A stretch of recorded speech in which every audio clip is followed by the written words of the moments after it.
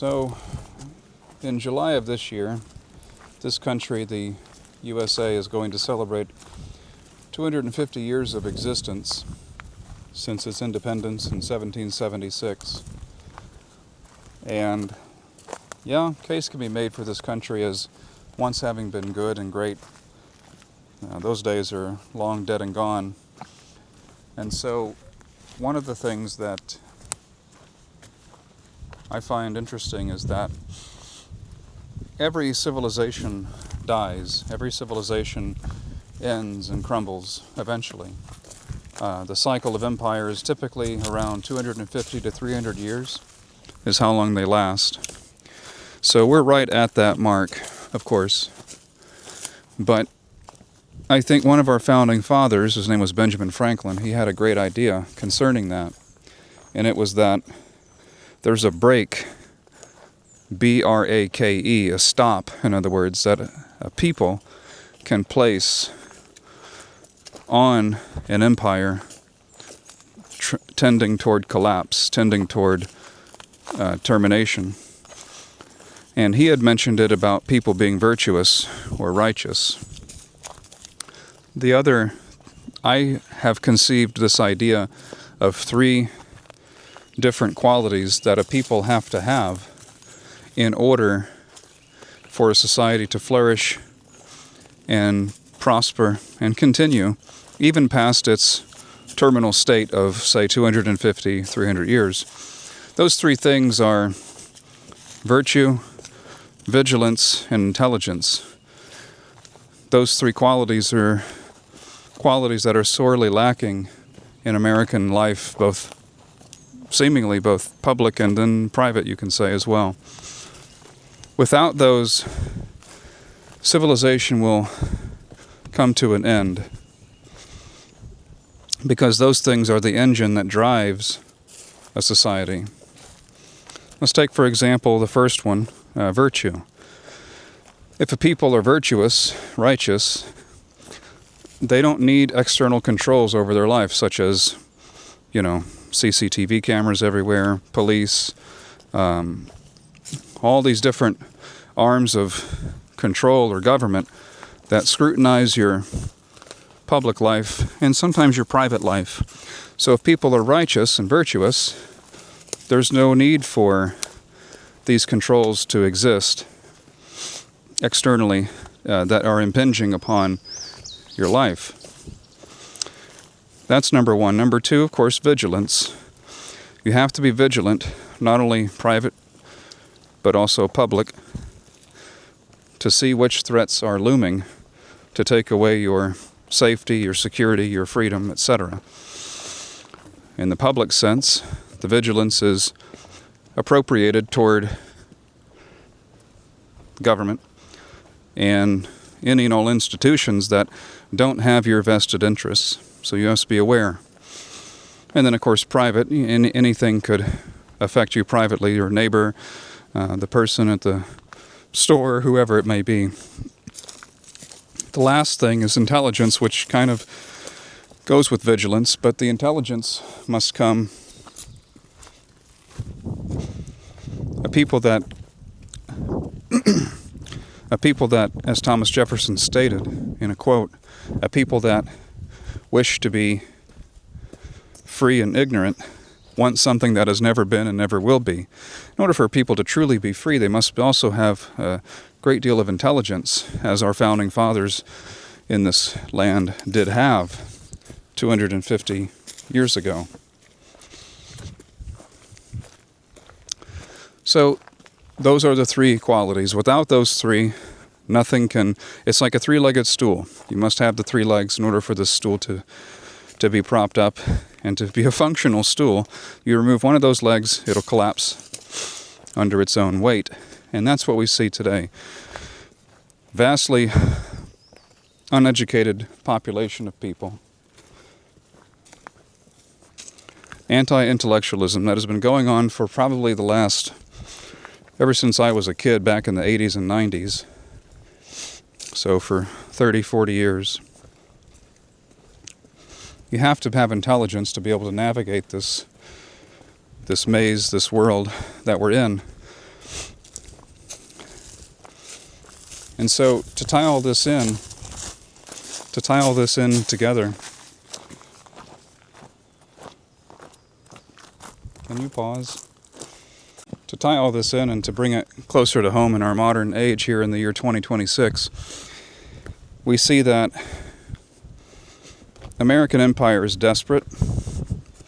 Look at our foreign policy. We don't have regard for any place in the world, truly, no countries. And the American people are overlooked. They're not considered an item of importance whatsoever by this administration or by the government, and truly by governments for the last century and a half, perhaps. We can go back to the time of World War I with the presidency of Woodrow Wilson. But that's for another talk. But how this empire, the American imperial system, is certainly desperate, hence the war with Iran, to destabilize that country, to do regime change, to topple the government, and to put in a favorable government that would be mercurial to the benefit of American interest, economic, military, etc. Same thing we did in Vietnam in the 1960s. So we do nothing unless it serves our interests only and first. It's quite the contrary, in my view, with China. China's the other hegemon in the world and will be. And they're very patient. They've been building this for over 50 years. And the thing that astounds me about them is that they view cooperation as a very, very valuable tool and asset that must be used. Whereas America does not understand cooperation. They only see competition. So with that mindset, you're always going to be at loggerheads with everybody. You're always going to have difficulty achieving your ends.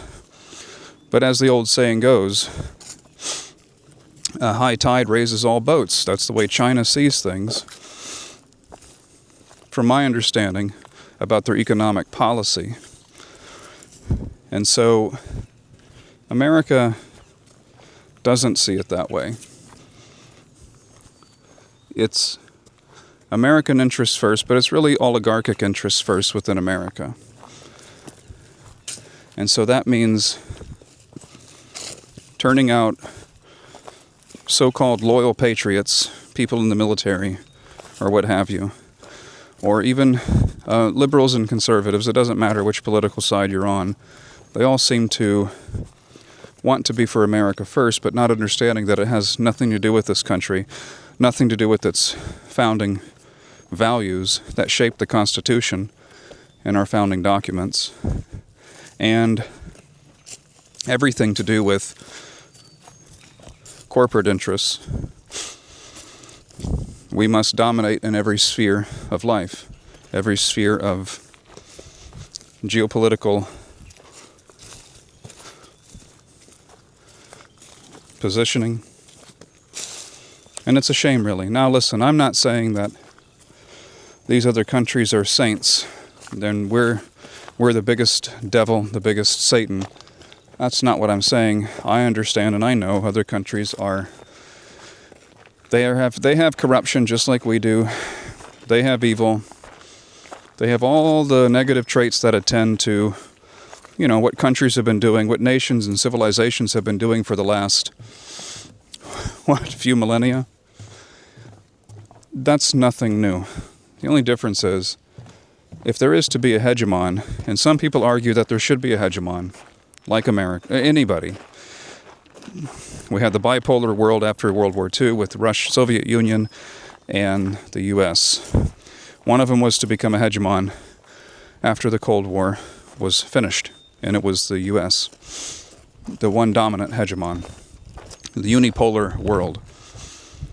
Must there be, the question I guess becomes, and you can discuss amongst yourselves, must there be a global hegemon? Or can there be a collaboration, a cooperation of sorts with other countries, as BRICS is showing, is very, very well in many regards. And I think that can possibly work. There doesn't need to be a sole hegemon. But if there is, why does that hegemon have to act in the interests of the world police, the world military, and basically peg everything to that country in terms of its economy, its trade, finance, as we see with America, the petrodollar, Bretton Woods, etc.? You can pause.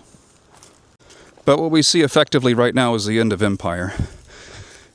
And when empires are reaching their terminal state, they get desperate, as America is desperate. Now listen, I'm not saying anything that hundreds, if not thousands, of other people online have said already. I may not have any particular spin that's unique to what everyone else is saying. I've lived in other parts of the world. I've lived in Southeast Asia, East Asia. I've lived in parts of Europe, Central and Eastern Europe.